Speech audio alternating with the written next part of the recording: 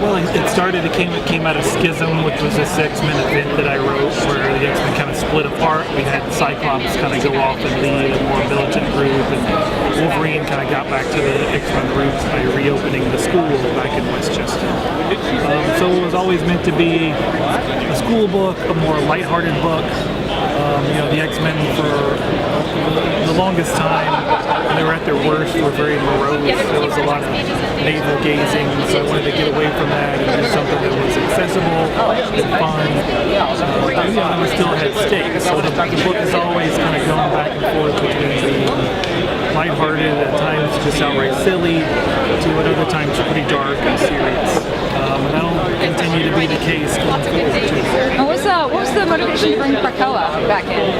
I don't remember where that came about, but just as I was kind of putting together the school, I wanted it to be the craziest school we'd ever seen in the Marvel Universe. Right now, this bar is kind of set by like Hogwarts in the Harry Potter series, so I want to do something bigger, crazier than Hogwarts. So I like the idea of bringing Krakoa in. One, Krakoa has like a very important part in X-Men history, and that was the villain for the all different X-Men when we first got that new group of X-Men. So having a Krakoa that's actually part of the school grounds, so that the school grounds are alive and sentient, I thought made this a pretty special, different, weirder school than we'd seen before. And so Quentin Quire actually is quite a big player in the Wolverine and the X-Men. What's it like writing that character? It's awesome, man. I'm a huge Grant Morrison fan. I love Morrison's X-Men run. That's probably my favorite X-Men run ever.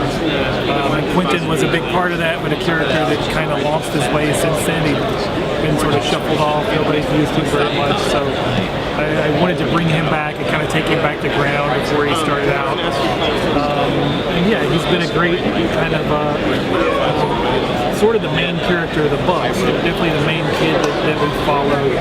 And he's got a very definite career arc over the course of even the 30 issues that we've done so far. That'll continue to be a big part of the book going forward. Now, can you talk about some of your other work that you've done outside of Marvel? I've done stuff for Vertigo, the Scalped, which was kind of my first big book, and that's kind of what brought me to Marvel. It's a crime series that ran for 60 issues. It just wrapped up last year, I think. And yeah, that was like 6 years of my life working on that book. It's a crime book set on the modern day Indian reservation. So yeah, I mean, doing that is kind of what got me jobs doing Wolverine and Ghost Rider and all the stuff I first started doing it. Now, outside of Wolverine, are you working on anything else right now, or? Yeah, I'm still doing Thor. I'll be doing Thor for the foreseeable future.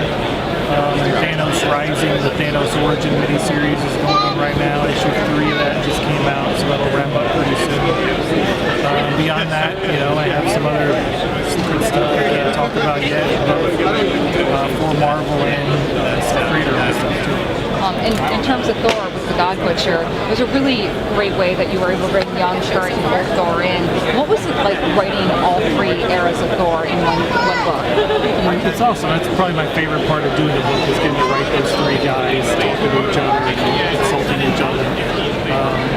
And then all 3 of them will continue to be a part of the book going forward, not always in the same arc, but from time to time I'll do a young Thor story, or I'll do a old Thor story, or we may still at times see them in the same story arc, but not really teaming up like we're doing in this first big story. But yeah, they're pretty much a part of the supporting cast now. I like the idea of kind of making Thor his own supporting cast. So I love writing these guys, so I can't get away from it. Well, thank you so much for taking the time to talk with us. Thank you. Thank you very much. Yay!